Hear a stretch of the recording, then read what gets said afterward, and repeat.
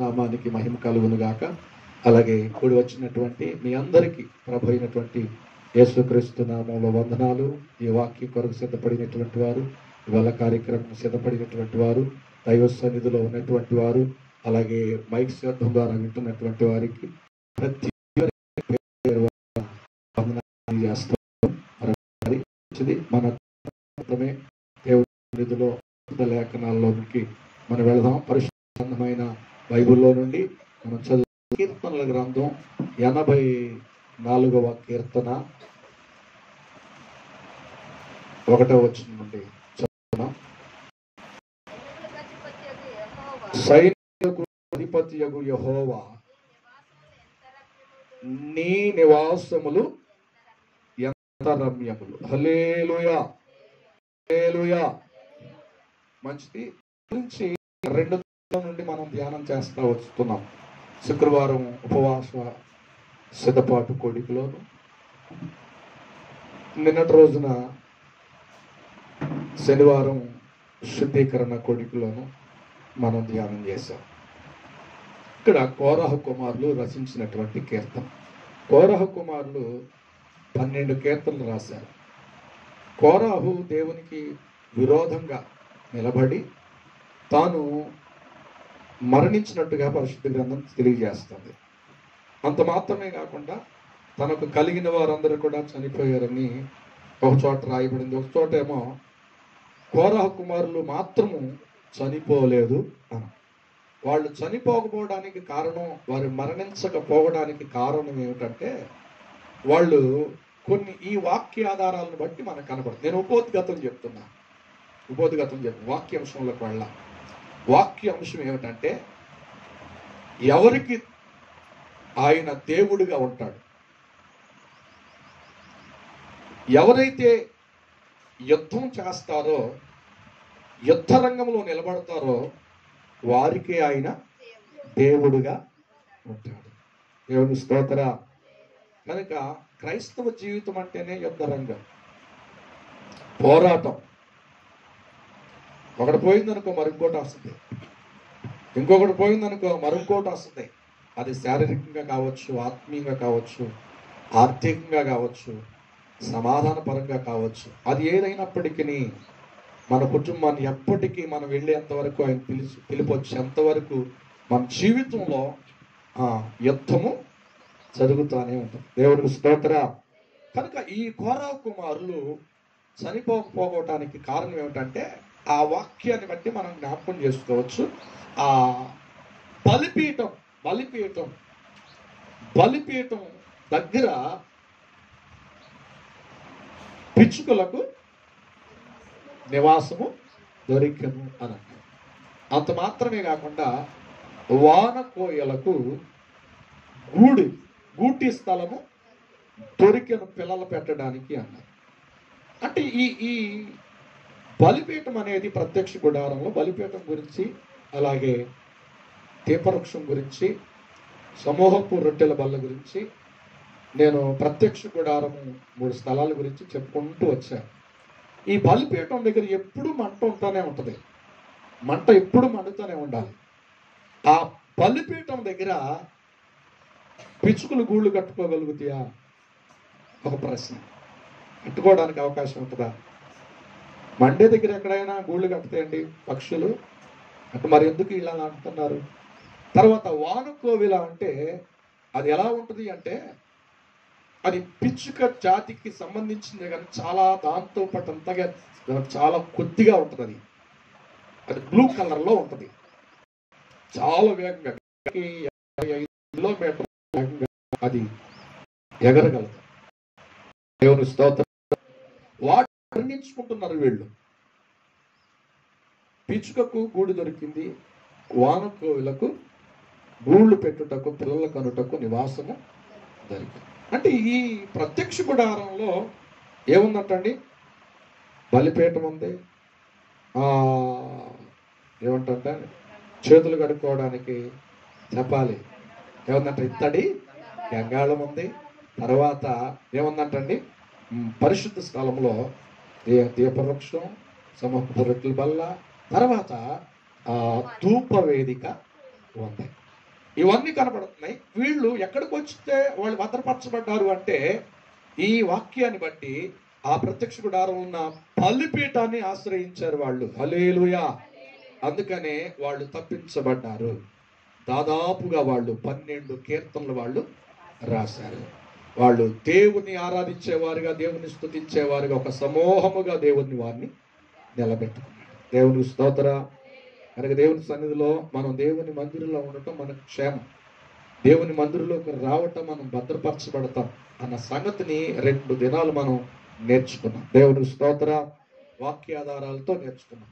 కనుక ఎవరికి ఆయన దేవుడిగా ఉంటాడంటే యుద్ధము చేసేవారికి. దేవునికి స్తోత్ర. దాని విషయంలో అబ్రహాము 4 రాజులతో యుద్ధం చేశాడు. ఎంతమందితో? 4 రాజులు. ఆ 4 రాజులు ఏమిటి మన ఆత్మీయ జీవితంలో? ఎందుకంటే అబ్రహాము దేవుణ్ణి అన్నాడు కదా. ఏమన్నాడు? అబ్రహాము దేవుణ్ణి, ఇసాకు దేవుణ్ణి, యాకోబు దేవుణ్ణి. అంటే అబ్రహాము దేవుణ్ణి అనడానికి, దేవుడిగా ఆయన అవడానికి, ఆయన అబ్రహాముకు దేవుడిగా అవ్వాలని ఇష్టపడడానికి కారణం ఏమిటంటే, ఏమంటే చేతగాని వాడు కాదు అబ్రహాము, భయపడేవాడు కాదు, ప్రతి దానికి భయపడేటువంటి వ్యక్తి కాడు అబ్రహాము. అందుకని అబ్రహాముని ఏమన్నాడు తెలుసా? దేవుడు నా స్నేహితుడు అని. అబ్రహాము నేను ఏదైనా దాచేదనా అన్నాడు. అంటే అంతగా దేవుడు అబ్రహాముతో సహవాసం చేశాడు. ఆయన అబ్రహాము దేవుడిని చెప్పుకోవడానికి ఆయన సిగ్గుపడలేదు దేవుడు. ఎందుకో తెలుసా? ఆయనలో ఒక మంచి ఉన్నతమైనటువంటి ఒక అనుభవాలు అబ్రహాములో ఉన్నాయి. అది మనుషులు కనపడకపోయినా దేవునికి కనపడదు. అందుకే అబ్రహాముకి దేవుడు ఆయన రక్షకుడుగాను, ఏమండి ఆయన ఖేడ్యముగాను, ఆధారముగాను ఎందుకు మారాడు? ఆయన ఈరోజు మనకి దేవుడిగా అవ్వాలంటే మన జీవితంలో కూడా మనం యుద్ధ రంగంలో భయపడకుండా మనం నిలుచుదుముగాక. హల్లెలూయా. ఎవరు ఆ 4 రాజులు? ఆ 4 రాజులు సొదొమని ముట్టడించారు. సొదొమ గొమొర్రా పట్టణాల్లో ఉన్నటువంటి ఆ 5 రాజుల మీదకి వచ్చారంట. 4 రాజులు వచ్చి దోచుకుని వెళ్ళిపోయి స్త్రీలను కూడా తీసుకెళ్ళిపోతే, తర్వాత ఈ వార్త చెప్పడానికి సొదొమ గొమొర్రాలో నివాసం చేస్తున్నటువంటి ఆ లోతు పనివాడంట పరిగెత్తుకుంటూ అబ్రహాము దగ్గరికి వచ్చి, అయ్యా, లోతు కలిగినటువంటి ఆ పిల్లలను సొదొమ గొమొర్రా పట్టణంలో ప్రజలందరినీ కూడా శత్రు రాజులు వచ్చి తీసుకుని వెళ్ళిపోయారు. ఈ వార్త చెప్పడానికి ప్రియుడైనటువంటి అబ్రహామా, నేను ఒక్కడనే మిగిలి ఉన్నాను అని వచ్చి చెప్పగానే వెంటనే అబ్రహాం ఏం చేశాడు తెలుసా? పోతే పోయేళ్లే, వాళ్ళు నశించిపోతే మాకెందుకులే, వాళ్ళ చోళ్ళు నాకెందుకులే, వాళ్ళు అలాగే జరగాలి, ఆయనకి నన్ను విడిచిపోయాడు కదా, నా మాట వినలేదు కదా, భలే జరిగింది, దేవుడు తీసుకొచ్చాడు అని మనం అంటాం. ఆయన అన్నాడండి, అబ్రహాం అన్నాడా? అప్పటికప్పుడే వెంటనే ఆ వార్త విన్నప్పుడు ఆయన హృదయంలో ఏం కలిగిందంటండి? మంట కలిగింది, బాధ కలిగింది, దుఃఖం కలిగింది. ఎలాగైనా నా సహోదరుడు కుమారుడైన లోతుని విడిపించాలి, కాపాడాలి. వారితో పాటు ఆ జన సమూహాన్ని కూడా తీసుకురావాలని ఆశపడ్డాడు. అని ఎంతమందిని తీసుకెళ్ళి తెలుసా? ఆ 4 రాజులు ఒక రాజ్యానికి ఎంతమందో సైనికులు ఉంటారండి, వేలల్లో ఉంటారు. అంతేనా కాదా? ఇప్పుడు మన దేశాన్ని కాపాడడానికి 4 దిక్కుల సైనికుల ధనం ఉంది, అంతేనా లేదా? ఇప్పుడు పాకిస్తాన్ దేశానికి మన దేశానికి బోర్డర్లో ఎవరున్నారంటండి? ఆర్మీ వాళ్ళు కొంతమంది, కొన్ని వేల మంది ఉన్నారు. తర్వాత మనకిని చైనా సరిహద్దుల్లో ఎంతమంది? కొన్ని వేల మంది గ్రూప్ ఉన్నారు. అలాగా మన చుట్టుపక్కల ఉన్న దేశాలకి ఏమండి సరిహద్దుల దగ్గర ఒక 1000 మందిని పెడతారు. మనం అనుకున్నాం మన దేశానికి 4 దిక్కుల మనం కాపాడుకోవడానికి ఎంతమంది సైన్యాన్ని పెడితే, అలాగే ఒక్కొక్క రాజు దగ్గర ఏమండి వచ్చినటువంటి ఆ 4 రాజుల దగ్గర ఎంతమంది సైన్యం రావచ్చు? ఆ సొదొమ గొమొర్రాలో ఆ పట్టణ 5 రాజులు జయించడానికి కొన్ని వేల మంది వచ్చారు. ఇప్పుడు వాళ్ళ జయించడానికి అబ్రహాము యుద్ధం చేయడానికి ఆ ఇంటిలో అలవర్చబడినటువంటి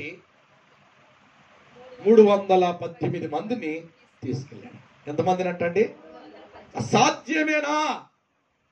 1000 మందిని ఎదిరించాలంటే వారితో పోటీగా సమహుచ్చిగా ఉండాలి అంటే, పోరాడాలి అంటే, వాళ్ళు 1,000,000 మంది వచ్చారనుకోండి, దాదాపు వాళ్ళని ఎదురిస్తున్నాం అనుకోండి, 1,50,00,000 మంది అయినా ఉండాలా వద్దా? అప్పుడే మనకు ధైర్యం. అంతేనే కాదా? మన ఎదుట నిలబడిన వాడు మనకంటే బలవంతుడైతే మనం కూడా వాడితో పాటు జయించగలము అనేటువంటి బలం ఉంటేనే, మనోధైర్యం ఉంటేనే అక్కడ యుద్ధ రంగంలో మనం గెలవగలం అనే నమ్మకం ఉంటుంది. అలాంటి బలహీనుడు అంటే కొంచెం మందే, కొద్ది మందే అబ్రహాం. ఆయనను ఏం చేశాడు తెలుసా? వారిని జయించాలనేటువంటి తపన అబ్రహాముకి వెళ్ళాడు. వెళ్ళంగానే ఆ 318 మందితో వెళ్ళాడు. వెళ్ళి వారిని జయించాడు. ఆ రాజులు ఎవరు అంటే, ఒకరు మనం జ్ఞాపకం చేసుకుంటే కదొర్లా యోమేరు అనే రాజు. దేవునికి స్తోత్ర. ఏ రాజు అంటండి? కదొర్లా యోమేరు అనే రాజు. ఆ రాజును జయించాడు, ఓడించాడు. దేవుని స్తోత్ర. రెండో రాజు ఎవరో తెలుసా? అమ్రాపేలు అనే రాజుని జయించాడు అబ్రహాం. మూడో రాజు ఎవరో తెలుసా? ఆర్యోకు అనే రాజుని జయించాడు అబ్రహాం. దేవునికి స్తోత్ర. నాలుగో రాజు ఎవరో తెలుసా? తీదాలు అనేటువంటి రాజుని జయించి వారు తీసుకువెళ్ళినటువంటి బంగారం, వెండిని, స్త్రీలను తీసుకొచ్చి వాళ్ళకి అప్పగించాడు. దేవునికి స్తోత్ర. హల్లెలూయా. నేనంటున్నాను, నీ యుద్ధ రంగంలో ఉంటే, క్రైస్తవ జీవితం అంటే ఆ యుద్ధ రంగం. దేవునికి స్తోత్ర. యుద్ధ రంగం ఏంటి యుద్ధ రంగం అంటే? కీడు మేలుల మధ్య యుద్ధం మన జీవితంలో. రెండవది అంధకారానికి వెలుగు మధ్య యుద్ధం.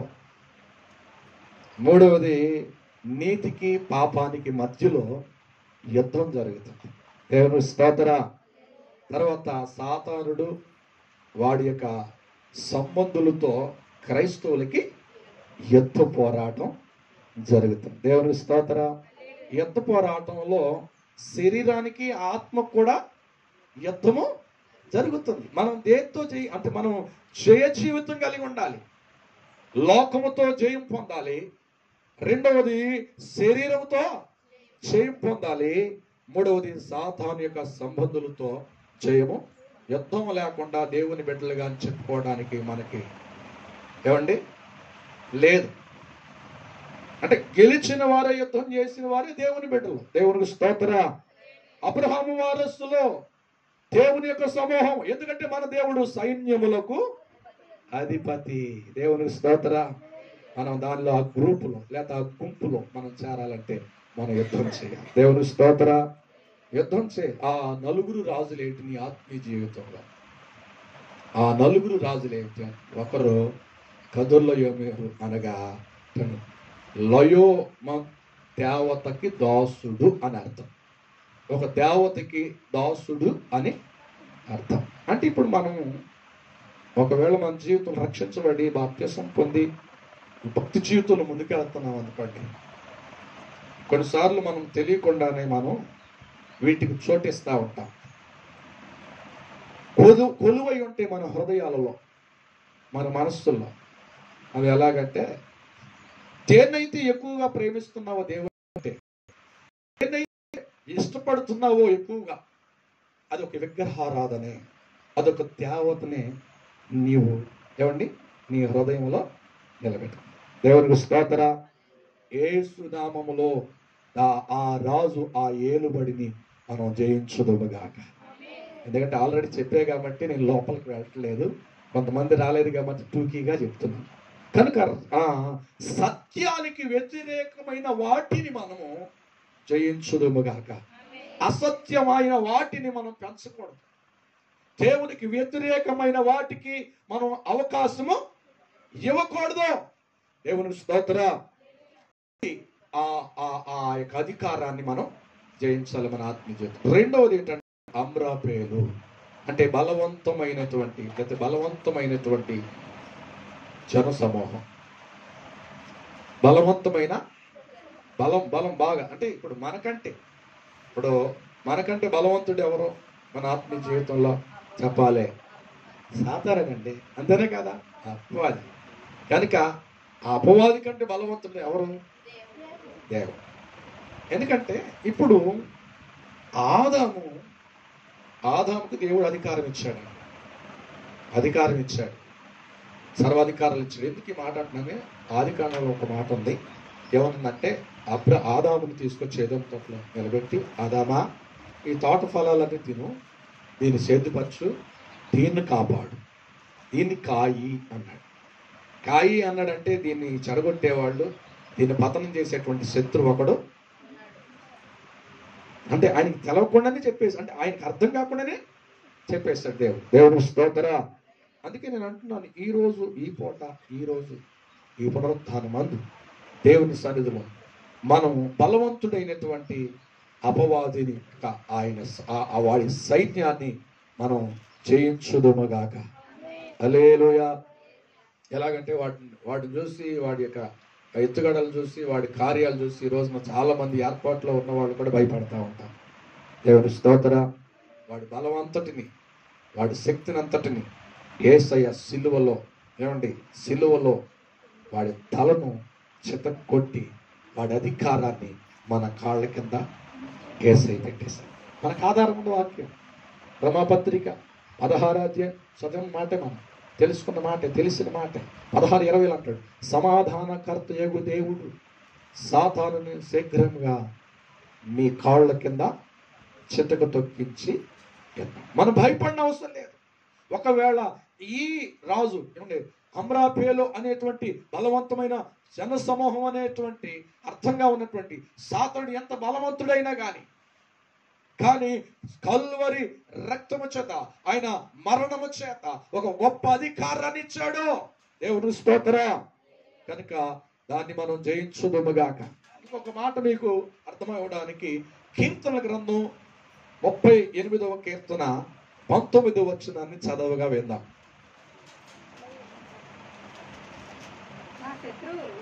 నా శత్రువులు ఎట్టున్నారంటండి? నా శత్రువులు సురుకైన వారును.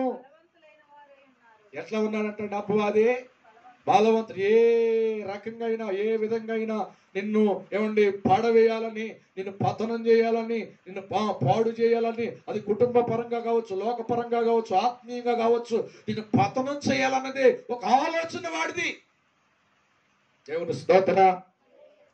పతనం చేయాలి, పాడు చేయాలని ఆలోచనే వాడు బలవంతుడు. కానీ యేసుక్రీస్తు రక్తమును బట్టి, యేసుక్రీస్తు మరణమును బట్టి అపవాది యొక్క బలము ఏదంటే మరణంలో ఉన్నదో దాన్ని, ఆ మరణపు ముళ్ళును యేసయ్య సిలువలో విరిచేశాడు. అది నువ్వు గుర్తెరగాలి, అది నువ్వు గ్రహించాలి. మన పక్షంగా యుద్ధం చేసి ఆయన మనకు విజయాన్ని ఇచ్చాడు. మనం దేనికి భయపడతాం. దేవుని స్తోత్రం. ఇది మనం జయించుదుముగాక. దేవుని స్తోత్రం. ఆ 3వ రాజు ఎవరు అంటే చెప్పాలి, అరియోకు అనగా ఆకాశపు రాణికి దాసుడు అని అర్థం. దేవుని స్తోత్రం. ఆకాశపు రాణికి దాసుడు అని అర్థం. దేవుని స్తోత్రం. కానీ కొన్నిసార్లు మనం దేవుని నమ్ముకున్నా, దేవుని ఎరిగి ఉన్నా, సిద్ధాంతము, ఈ కార్యక్రమాలు, చీకటి వెలుగని, మంచి చెడని ఏం చేస్తామంటండి, ఇంకా మనం దగ్గరికి అమావాస్య, పౌర్ణమి, ఈ రోజు మంచిదండి, ఆ రోజు మంచిది కదండి, ఈ రోజు అయితే బాగుంటుందండి, గురువారం అయితే బాగుంటుందండి. దేవుని స్తోత్రం. నేను అంటున్నాను, చాలాసార్లు చెప్పి మళ్ళీ చెప్పాను, క్రీస్తు ఉంటే వాస్తు ఉండకూడదు, వాస్తు ఉంటే క్రీస్తు. దేవుని స్తోత్రం. ఎందుకు ఈ మాట అంటున్నానంటే, ఎందుకు ఈ మాట అంటున్నారు బాగా తెలుసా వాస్తు గురించి అని అన్నారండి. ఆ దినాల్లో మొన్న వాస్తు కలిగి బిల్డింగ్లు కట్టినటువంటి, వాస్తు చూపించి కట్టించినటువంటి, వాస్తు కలిగినటువంటి గృహాలు పోయినాయి, వాస్తు చెప్పినటువంటి కుటుంబాలు కూడా ఏళ్ళ పోయినాయి. తుఫాను వరదలకి, నీటిలో. మరి ఎక్కడ ఆగింది? దేవుడే ఆయన కృప చూస్తే ఖచ్చితంగా అది నిలబడిపోతుంది. ఇంకో మాట చెప్పమంటారా? యెహోవా ఇల్లు కట్టించని ఎడల ప్రయాసం వ్యర్థమే, యెహోవా పట్టణమును కాపాడని ఎడల దాన్ని రాత్రి పగలు మేలుకొని కావలు కాయి ఉండుట కూడా ఆ దేవుని కాపుదల. దేవునికి స్తోత్రం. కనుక ఈ యొక్క రెండు మనసులు కలిగి ఇటు దేవుడు కావాలి అది కావాలి అని అనుకునే వారు ఎలా ఉన్నారు తెలుసా? దేవుని కాకుండా దేనికి మనం సాగిలా హల్లెలూయా. అబ్రహాం అంటాడు, అబ్రహామా ఈ స్థలంలో నిలబడ్డావు, ఈ 4 దిక్కులు తూర్పు పడమర ఉత్తర దక్షిణ నువ్వు ఎక్కడికి వెళతావో వెళ్ళు, నేను ఖచ్చితంగా నిన్ను ఆశీర్వదిస్తానన్నాడా ఆశీర్వదించనన్నాడా?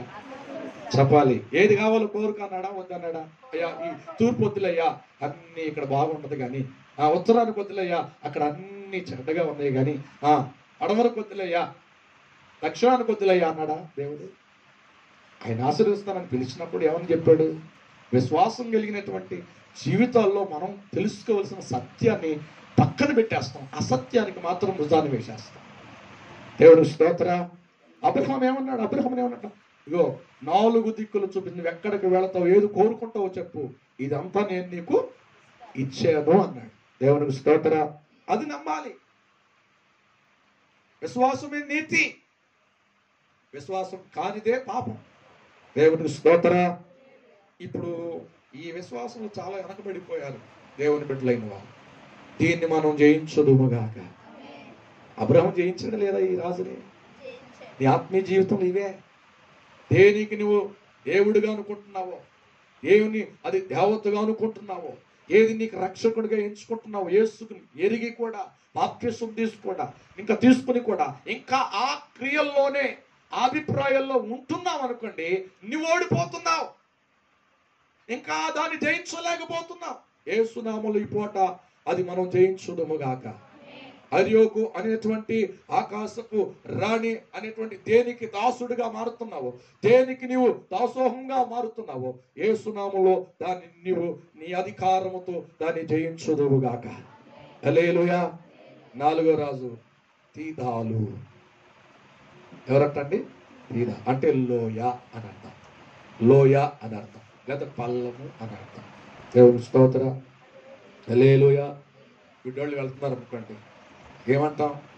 దాదాపు అయ్యా దారి కాదు, అది కంచి కాదయ్యా, ఇది దారయ్యా, అది కంచి అయ్యా, అటు వెళ్ళొద్దయ్యా, ఇది గొట్టయ్యా, ఏమంటాం? పడిపోతాం. మన చిన్నపిల్లలకి ఏం చెప్తాం? అది కొంచెం 5 సంవత్సరాలు 6 సంవత్సరాలు నడుస్తున్నారు అనుకోండి, అదిగో రాయి, అదిగో గొట్ట, అదిగో ఇక్కడ ఇది ఉంది అని అంటాం. అంతేనే కదా? పడిపోతారని జాగ్రత్తలో చెప్ప. అలాగే తీదాలు అని అంటే లోయ అంటే పడిపోవట. నువ్వు దేనిలో పడిపోయావో నాకు తెలియదు. ఈరోజు ఈ ఆత్మీయ జీవితంలో యుద్ధ రంగంలో నువ్వు పడిపోయిన స్థితిని దావీదులాగా నువ్వు కట్టుకుంటే నువ్వు కృప పొందుతావు. దేవుడు స్తోత్ర. సహజమే పడిపోతాం, కానీ పడిపోయిన స్థితిలోనే ఉండకూడదు. అబ్రహాము ఆ 4 రాజుల్ని జయించినట్లుగా నీ జీవితంలో, నీ ఆత్మీయ జీవితం ఆ 4 ఏదైతే ఉన్నాయో దేవునికి వ్యతిరేకమైన వాటిని నువ్వు జయించుదువుగాక.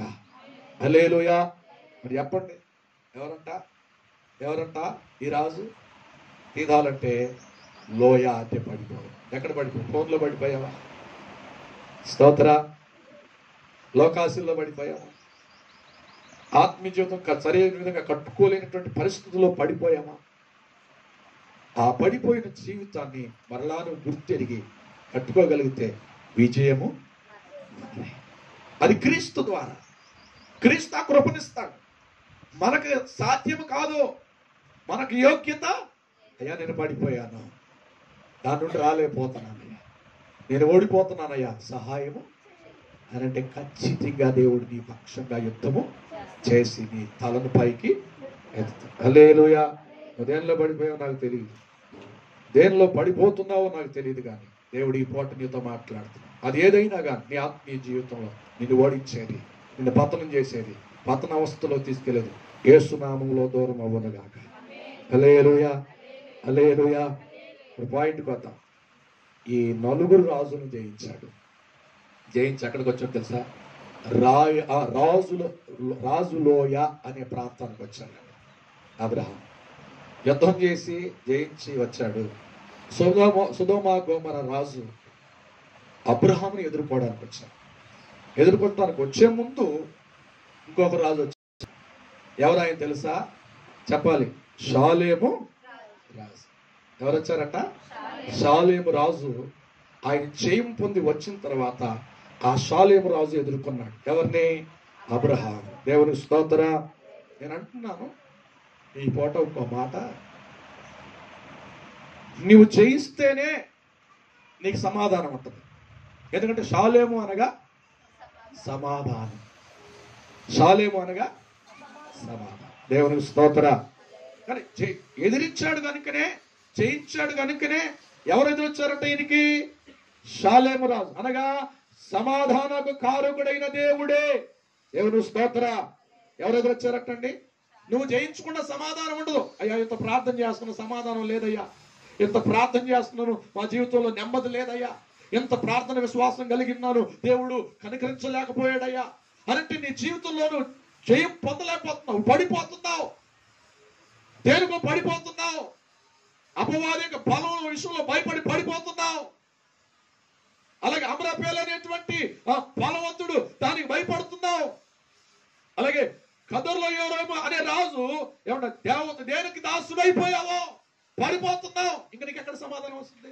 10 సంవత్సరాలు అవుతుంది దేవుని నమ్ముకుని, 20 సంవత్సరాలు అవుతుంది దేవుని నమ్ముకుని, ప్రతి వారం ఉపవాసం ఉంటున్నాం. నేను అంటే చేయం పొందలేకపోతున్నాం, సమాధానం చూడలేకపోతున్నాం. అంటే ఎందుకు చూడలేకపోతున్నాం అంటే వీటిలో నువ్వు పట్టబడ్డావు. ఇవి నిన్ను పట్టుకున్నాయేమో. ఈ 4 రాజులు ఏళ్ళు పడి నీకు సమాధానం ఎక్కడ చూస్తావు? దేవుని స్తోత్ర. సంఘం మీద నింద వేయకండి, సేవకుని మీద నింద వేయకండి, దేవుని మీద నింద వేయకండి. ఆ ఎదురుగా వచ్చాడు, జయించాడు కనుకనే ఎవరు వచ్చారంటే పరలోకము నుండి షాలేము రాజు, యాజకుడు అయినటువంటి దేవుడే ఆయన వద్దకు దిగి వచ్చాడు. కొన్నిసార్లు కొన్ని సందర్భాల్లో ఆ షాలేము రాజుని యేసుక్రీస్తుకు పోల్చుతూ ఉంటారు, సాదృశ్యంగా పెడతా ఉంటారు. దేవుని స్తోత్ర. ఎందుకు ఆ మాట అంటున్నానంటే ఆయనకి తండ్రి లేడు, తల్లి లేడు, పరలోకం నుండే వచ్చాడు. దేవునికి స్తోత్ర. నీకు సమాధానం కావాలంటే, సమాధానం మనం చూడాలంటే, మన కుటుంబంలో మన జీవితాల్లో సమాధానం చూడాలంటే మనం వీటిని ఏమండి యుద్ధములో గెలిచి నిలబడితేనే ఈ కుటుంబంలో సంపూర్ణమైన పరిపూర్ణమైన సమాధానం. అందుకే నేను అంటున్నాను, సమాధానంతో ఈరోజు ఈ పూట ఈ మొదటి ఆదివారం కాబట్టి మరొక మాట మీకు తెలియజేస్తున్నాను. దేవుని సన్నిధిలో సమాధానముతో మనం ఏం చేయాలంటండి? ఆ బల్లను పాల్గొనాలి. ఎవరితో సమాధానం పడాలి? ఒకటి లోకంతో సమాధానం పడాలి, రెండవది చెప్పాలి, రెండవది మన మీద మనమే సమాధాన పడాలి, మూడవది చెప్పాలి ఎవరితో నీ శత్రువులతో సమాధాన పడాలి, నాలుగవది మన దేవునితో సమాధానం. దేవుని స్తోత్ర. సమాధానం ఉందా? ఇంట్లో సమాధానం ఉండదు, నీ పక్కవారితో సమాధానం ఉండదు, మన భర్తతో మనకు సమాధానం ఉండదు. కానీ ఏమో ఈ ప్రభు వాళ్ళు తీసుకోకపోతే ఏమైనా జరుగుద్దేమో నేనంటే అంతకంటే పెద్ద సమస్య తెచ్చుకుంటాను సమాధానం లేకుండా నీవు దీనిలో పాల్గొంటావు. దేవుడు స్తోత్ర. షాలేము రాజును ఎదుర్కొన్నాడు కనుకనే వెంటనే ఏం జరిగిందో తెలుసా? దేనిలో పాల్గొన్నాడో తెలుసా? అబ్రహాము. అక్కడ చదవండి, ఆ మాట చదవండి ఈరోజు ఈ సమయంలో. ఆదికాండం 14వ అధ్యాయం. మరియు షాలేము రాజైన మెల్కీషెదెకు రొట్టెను ద్రాక్షారసమును తీసుకుని వచ్చాను. ఎవరంటండి? ఆయన సర్వోన్నతుడైన దేవునికి. ఆయన షాలేము రాజు, రాజై ఉన్నాడు, రాజులకు రాజై ఉన్నాడు, యాజకులకు ప్రధాన యాజకుడిగా ఆయన వచ్చాడు. దేవునికి స్తోత్ర. హల్లెలూయా. అర్థమవుతుందండి? ఇక్కడ అబ్రహాము రొట్టెను ద్రాక్ష. ఇప్పుడు దాదాపు మనం జ్ఞాపకం చేసుకుంటే ఈ రొట్టె ద్రాక్ష రసము పాత నిబంధనలో ఎప్పుడు వచ్చింది అంటే పాప ప్రక్షాళన, లేకపోతే దాన్ని ఏమంటారంటే విమోచన ఎప్పుడు వచ్చిందో ధర్మశాస్త్రం వచ్చినప్పుడు వచ్చింది. ధర్మశాస్త్రం దాదాపుగా 400 స్కిల్లర్ పైచులుగా ఉన్నప్పుడు దేవుడు ఆయనతోనే మాట్లాడేసి అసలు ధర్మశాస్త్రమే రాలేదు. అప్పటికే అబ్రహాము ఏం తీసుకున్నాడంట దేవుని దగ్గర? చెప్పాలి, ఆయన శరీరానికి పోల్చబడినటువంటి రొట్టెను, ఆయన రక్తానికి పోల్చబడినటువంటి ద్రాక్షరసాన్ని తీసుకుంటున్నాడు. దేవుని స్తోత్ర. హల్లెలూయా. దేవుడు యేసుక్రీస్తు ప్రభువే 2 చోట్ల స్వయంగా ఆయన బలిచ్చినట్టుగా మనకు కనబడుతుంది. పాత నిబంధనలోనేమో అబ్రహాం దగ్గర, క్రొత్త నిబంధనలోనేమో ఇంటికి వెళ్ళిన తర్వాత చదువుకోండి, మత్తయి సువార్త 26, 26 వచ్చి ఏముంటుందంటండి, ఆ శిష్యులను పిలిచి, ఇది ఆఖరి గడియ, ఇది ఆఖరి సమయం, ఇక మీతో నేను ఉండను, పరలోకంలోనే మీతో పాటు నేను ఇది బలలో పాల్గొంటాను, ఆఖరిది అని చెప్తాడు. వాళ్ళకి రొట్టెని విరిచి, ఇది నా శరీరము, ఇది నా రక్తము అని చెప్తాడు. దేవుని స్తోత్ర. ఎంత అద్భుతమో చెప్పండి, ఎంత ఆశ్చర్యమో చెప్పండి. దేవుని స్తోత్ర. పాత నిబంధనలో అబ్రహాముకి దేవుడు బల్లారాధన కార్యక్రమాన్ని ఇచ్చాడు. క్రొత్త నిబంధనలో ఆయన్ని వెంబడిస్తున్నటువంటి శిష్యులకి, 12 మంది శిష్యులకి ఏమండి నెపములు ఏమన్నా, పరిస్థితులు ఏమన్నా, వాళ్ళ మనస్తత్వాలు ఎలా ఉన్నా అందరికి గుంపుగా నిలబెట్టి కూర్చోబెట్టి ఆయన ఇచ్చాడు. దేవునికి స్తోత్ర. ఎలా ఇచ్చాడో తెలుసా? అది సమాధానంతో ఇచ్చాడండి. ఏం చేశాడంటండి, వాళ్ళందరి పాదాలకు అడిగి, దేవుని స్తోత్ర, అడిగాడా లేదా? అడిగి అక్కడ ఏం కనపడుతుంది మనకి? హెచ్చు తగులు కనపడుతుందా? సమాధానం కనపడుతుందా? సమాధానం. తర్వాత అందరికి కూడా ఆయన దగ్గర ఉన్న టవల్తో పాదాలను తెచ్చాడు. మీరు ఎలా ఉంటే నాతో మీకు పాలు ఉంటుంది, మీరు విడిగా ఉంటే నాతో మీకు పాలు ఉండదు. అక్కడ ఏం కనపడుతుందంటే, మనం ఈ పూట మన వాక్యానికి అనుగుణమైనటువంటి మాట సమాధానం. దేవుని స్తోత్ర. షాలేము రాజును ఎదుర్కొని అబ్రహాము పల్ల కార్యక్రమాన్ని నిర్వర్తిస్తుంది. దేవుని స్తోత్ర. తర్వాత ఆ పల్ల కార్యక్రమం తీసుకున్న తర్వాత మనం చేయవలసింది, జయించిన మానము, జయ జీవితం కలిగిన మానము అండి, ఏం కలిగి ఉన్న సమాధానం పొందిన మానము బల్లో పాల్గొనాలి. తర్వాత బల్లో పాల్గొన్న తర్వాత మనం చేయవలసింది ఏమిటంటే, ఈ క్రైస్తవ యుద్ధ రంగంలో మనం చేయవలసింది ఏమిటో తెలుసా? అక్కడ ఏం చేస్తున్నాడు అబ్రహాము? అది తీసుకున్నటువంటి దానిలో నుండి ఏం చేస్తున్నాడు తెలుసా? తర్వాత 10వ భాగాన్ని ఏం చేస్తున్నాడంట? నేను చెప్తున్న మాట కదా, అక్కడ చదివితే కనపడుతుంది, చదవండి ఆ మాట. అప్పుడు అతడు అన్నిటిలో ఇతనికి ఏమిచ్చాడంటండి? అప్పుడు ధర్మశాస్త్రం ఉందా? ధర్మశాస్త్రం ఉన్నప్పుడు 10వ భాగాన్ని ఇవ్వండి అని అంది. కానీ ధర్మశాస్త్రము లేకుండానే దేవుడి సన్నిధిలో దేవుని యొక్క హృదయముని ఎరిగి, దేవుని కట్టడలు ఎరిగి, దేవుని యొక్క ఆలోచన ఎరిగి అబ్రహాం ఏం చేస్తున్నాడంటండి? 10వ భాగాన్ని దేవునికి సమర్పిస్తుంది. దేవునికి స్తోత్ర. నేను అందుకే అంటున్నాను, 10వ భాగం అది దేవునిది. ఎవరిదంటే? దేవునిది. ఖచ్చితంగా దేవునికి దాన్ని సమర్పిస్తే అది మనకు మంచిది. ఎందుకు మంచిది అంటున్నానంటే, బైబిల్ చెప్తున్న మాటను బట్టి నేను అంటున్నాను. మలాకి గ్రంథం 3వ అధ్యాయం 9-10 వచ్చిన అంటాడు, ఇదిగో మీరు నాకు యువకయే మీరు దొంగిలిస్తున్నారు అని అంటాడు. అన్నాడా లేదా? అంటే మనం ఇవ్వకపోతే ఏమై ఉన్నామంటారు? నేను అనే మాట కంటే మీరంటేనే బాగుంటుందని నా ఆలోచన. యేసు రక్తమే చెయ్యి, నేనున్న మాట కాదు. దేవుని స్తోత్ర. కనుక మీరు ఇచ్చి ఏమన్నాడు తెలుసా? నన్ను శోధించండి. ఇంకో మాట ఏమన్నాడు తెలుసా? ఆకాశ వాకిట్లో పట్టజాల నేనన్నమాట. నేను పుట్టించుకున్నదా? ఎత్తుకురండి, లేకపోతే శాపాలు వస్తాయి అని బాగా మాట్లాడతారని ఒక చిన్న విషయాన్ని తీసుకు, అది బైబుల్లో ఉన్న మాటే. ఇచ్చినా ఇవ్వకపోయినా తర్వాత ఆయన తీర్చుకుంటాడు అనుకోండి. కానీ దైవజనుడు మాత్రం ఎప్పుడు కూడా దేవుడు ఒట్టిగా కాకులతో కూడా పోషించగలిగిన సామర్థ్యత కలిగిన వాడు. హల్లెలూయా. అంత గొప్ప దేవుడు. అది రూల్ అంతే. అది అపోస్తుల క్రమంలో రూలు. దేవుని చిత్తంలో, దేవుని ప్రణాళికలో దేవుడు నియమించినది అది. ఏది? 10వ భాగం. దేవుని స్తోత్ర. అదేమంటే ఇంకో మాట అంట, ఒకవేళ ఇస్తే ఇవ్వకపోతే ఏమైందంట? ఇవ్వకపోతే ఏమైంది? అక్కడే ఉందన్నమాట. ఆ ప్రశ్నకు సమాధానం ఏముందో తెలుసా? మన పంట వేస్తామంట, ఆ పంట పురుగులు మన దగ్గరికి రాకుండా, మన చేతుల్లో రాకుండా తినేస్తా. నేనన్నమాట కాదు. అయితే నీవిచ్చి చూడు, నన్ను శోధించు, పురుగులను నేను గద్దిస్తాను అని. ఎంత తినాలో దానికి అంత ఆహారం ఇస్తాను. మీరు పెట్టుకున్న ఆశలన్నీ, మీరు కోరుకున్న కోరికలన్నీ మీ పంట పొలం ద్వారా మీరు దీవించబడతారు, ఆశీర్వదించబడతారు, మేలు అనుభవిస్తారు. నేను దానికి ఆజ్ఞాపిస్తాను. హల్లెలూయా. పురుగులు ఆయన మాట ఏంటండి? అంతేనండి. కానీ మనం ఆయన మాట ఎంత భయంకరమైంది విషయం. హల్లెలూయా, హల్లెలూయా. కనుక అబ్రహాము యుద్ధం చేసి జయించి సమాధానం కర్త అయినటువంటి సొలొమోనును ఎదుర్కొన్నాడు, అనగా సమాధానం పొందాడు. మూడవది ఏమని చెప్పాలి? బల్లార ఆరాధనలో పాల్గొన్నాడు. నాలుగవది 10వ భాగాన్ని, అది దేవునిది. దేవుని స్తోత్ర, హల్లెలూయా. ఇప్పుడు చెప్పండి, దేవుని సన్నిధిలో మనం 10వ భాగం దేవునికి అర్పించాం కనుక ఇంకో మాట 5వ మాట నేను చెప్పి ముగించేస్తాను. 5వ మాట చెప్పి నేను ముగించేస్తాను. దేవుని సన్నిధిలో ఇశ్రాయేలు ప్రజలు అంటే అబ్రహాము సంతానం ఐగుప్తు నుండి ప్రయాణమై అంటే కనాను దేశానికి వెళ్తా ఉన్నారు.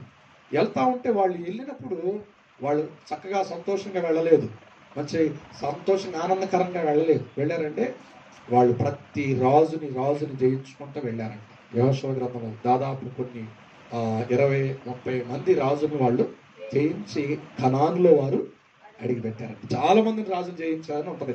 యెహోషువ గ్రంథం 8వ అధ్యాయంలో 14 వచనంలో ఉంటుంది. ఇంటికి వెళ్ళిన తర్వాత చదువుకోండి. యేసు రక్తమే జయం. హల్లెలూయా.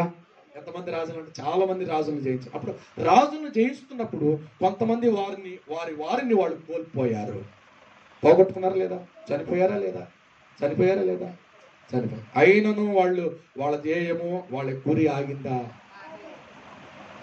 వాళ్ళ యొక్క నిరీక్షణ ఏమిటంటే వారి పితరులకు వాగ్దానం చేసిన పట్టణమైన ఏమండి పరలోకానికి గుర్తుగా ఉన్నటువంటి కనానులో అడుగు పెట్టాలి. దాని విషయంలో ప్రాణం గురించి వాళ్ళు లెక్క చేయలేదు. నేను మాట చెప్తాను, పరిశుద్ధ గ్రంథం తన ప్రాణమును కాపాడుకున్నవాడు దాన్ని పోగొట్టుకుంటాడు, దాన్ని పోగొట్టుకున్నవాడు దేవుని చేత భద్రపరచాలి. హల్లెలూయా. నేను అందుకే చెప్తున్నాను ఈ మాట. ఈరోజు ఏంటంటే కనాను అనేటువంటి పరలోకానికి గుర్తుగా ఉంది. దేవుని స్తోత్ర.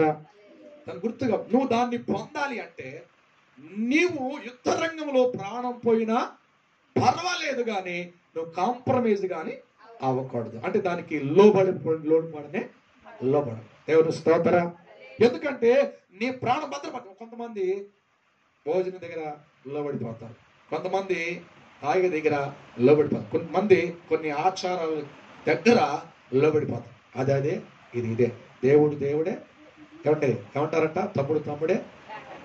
నేను అనలా మాట, యేసు రక్తమే జయం అన్నట్టుగా క్రైస్తవ జీవితాన్ని అది యుద్ధరంగం అనుకుంటారు. మేము దేవునితో ఉన్నాము, దేవుని సైన్యంగా ఉన్నాము, విశ్వాసులుగా ఉన్నాము అనుకుంటాను. నేను వాళ్ళే మోసం చేసుకుంటున్నారు అని అంటాను. నేను మన జీవితం ఒక వైరాగ్యం కలిగిందిగా ఉండాలి, పడిపోవు. దేవుని స్తోత్ర. హల్లెలూయా. ప్రాణం పోయినా పర్వాలేదు కానీ మనం పరలోకం చేయాలి. అది విశ్వాస జీవితం. యుద్ధరంగం అంటే సైన్యములకు అధిపతి. ఆయన సైన్యంలో చేరితే ప్రాణం లెక్క చేయమండి. దేవుని స్తోత్ర. హల్లెలూయా. ఇలాగే క్రైస్తవ కుటుంబంలోనే పెట్టాడు. ఆ విషయాన్ని చెప్పి నేను ముగించేస్తాను, టైం దగ్గర కూడా. యేసు రక్తమే ఏంటంటే ఇస్సాకు ఇద్దరు కొడుకులు పుట్టారు. అది మనకు తెలిసిన విషయం. ఒకరు యోసేపు, ఒకరేమో యాకోబు. యాకోబు ఏమో చిన్నవాడు, యోసేపు ఏమో పెద్దవాడు. అయితే వాళ్ళు పెరిగారు, 40 సంవత్సరాలు వచ్చింది, యుక్త వయసు వచ్చింది, పెద్దవాళ్ళు అయ్యారు, పెళ్ళిడికి వచ్చారు. తర్వాత వాళ్ళ స్వేచ్ఛకి తల్లిదండ్రులు వదిలిపెట్టేశారు, అయిపోయింది. ఒక రోజున అలసిపోయాడంట పెద్దోడు. అలసిపోయి ఆకలిలో ఉన్నాడు, ఆకలి వేస్తాం, వంట చేసుకునేటువంటి శక్తి కూడా కోల్పోయాడు. ఏమన్నాడు లాస్ట్కి? తమ్ముడు చక్కటి కూర వండుతున్నాడంట, చక్కటి వాసన వస్తుంది, గుమ్మగుమా వాసన వస్తుందంట. అన్నాడంట, తమ్ముడా, బ్రదర్ ఏమన్నాడు? బ్రదర్ కాస్త ఏం సహాయం చేయమని అనుకోండి. అన్నం నాకు సహాయం చేయ, కూర వేసి పెట్టాయా అంటే దొరికింద సందనుకుని ఏం చేశాడంట యాకోబు? నేను వద్దాం అనుకుంటే నువ్వు ముందు వెళ్ళిపోయి నీ మడం పెట్టుకుని వెనకాల వచ్చాను, నన్ను చిన్నోడా అని పిలుస్తున్నారు, పెద్దోడు అని చెప్పాలి, నువ్వు నేనే వెనకొచ్చానని చెప్పాలి ఇక్కడి నుంచి అన్నాడు. ఆయన ఏమనాలి? ఏ మాట మాట్లాడుతున్నావు? దౌర్భాగ్య మాట, అసలు మాట్లాడేనది అనాలా వద్దా? ఆయన నేను ముందు పుట్టి వెనకొచ్చి నేను ఎట్లా చెప్పము, జ్యేష్ఠత్వం నాదైతే నీదని ఎలా చెప్పను అనాలా? అనకుండా అంటాడు ఆ జ్యేష్ఠత్వం ఏమైంది, దానివల్ల నేను ముందు వచ్చిన ఇద్దరు ఒకేసారి పుట్టాం కదా, నేను చచ్చిపోతున్నాను అన్న. ఒక్క పూట తినకపోతే చచ్చిపోతావా? ఏమంటే ఒక్క పూట తినకపోతే చచ్చిపోతావా? దేవుని స్తోత్రం. అంటే దేవుని యొక్క ఆశీర్వాదాన్ని, దేవుని చిత్తాన్ని భోజనం దగ్గర తాకట్టు పెట్టేశాడు. దేవుని స్తోత్రం. తినే దగ్గర తాకట్టు పెడుతున్నావా? తాగే దగ్గర తాకట్టు పెడుతున్నావా? వ్యసనాల దగ్గర తాకట్టు పెడుతున్నావా? యేసు నామములోని మనోనేత్రాలు వెలిగించబడునుగాక. అర్థమవుతుందా? యోసేవలాగా, యేసేవలా చివరికి ఏమైందంటే దేవుడు ఎవరిని దీవించాడు తెలుసా? యాకోబునే. దేవుడు ఒక మాట అంటాడు పరిశుద్ధ గ్రంథంలో, యేసేవు వంటి వ్యభిచారైనను భ్రష్టుడైనను మీలో ఆ ఆత్మ పనిచేస్తుందేమో, 1కి 2 సార్లు జాగ్రత్తగా పరిశీలన. ఎందుకు చెప్పాడు తెలుసా? దేవుడు చిత్తం ఏమిటంటే యేసేవును దీవించాలని. దేవుడు వాగ్దానం చేసేళ్ళు రెబెకాకి, అయినా పర్వాలేదు ఆయనే పంపించాడు.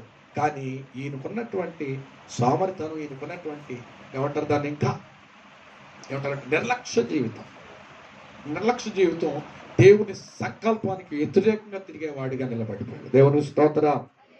నేను అందుకంటున్నాను, ఎక్కడ నువ్వు పడిపోయిపోకుంటుగాక. ఏది నిన్ను యుద్ధ రంగంలో పడకుండా నిన్ను ఖచ్చితంగా ఆత్మీయ జీవితంలో మెలుకోగలిగి మనం పరిశుద్ధ ఆత్మ సహాయంతో నిలుచుదుముగాక. ఏదైనా కానీ అది. అందుకంటున్నా, కనానులో వాళ్ళు నిలబడ్డారంటే కొన్ని ప్రాణాలు కోల్పోయారు. నువ్వు నిజంగా దేవుని సన్నిధిలో, బైబిల్ చెప్తున్న మాట ఏమిటంటే లూకాసు వార్త 17:33 యోహాను సువార్త 12:25 అంటున్నాడు, ఇదిగో తన ప్రాణమును పోగొట్టుకున్నవాడు దాన్ని కాపాడుకుంటాడు, దాన్ని కాపాడుకున్నవాడు దాన్ని పోగొట్టుకుంటాడు. నువ్వు ఎలా ఉన్నావా పరీక్షించు. దేవుని స్తోత్రం. హల్లెలూయా, హల్లెలూయా. ఇది ఆత్మ సంబంధమైన యుద్ధం. ఈ యుద్ధంలో బ్రతకాలి అనంటే, మనం ఈ యుద్ధంలో జయం పొందాలి అంటే దేవుని సన్నిధిలో ప్రత్యేకంగా మనం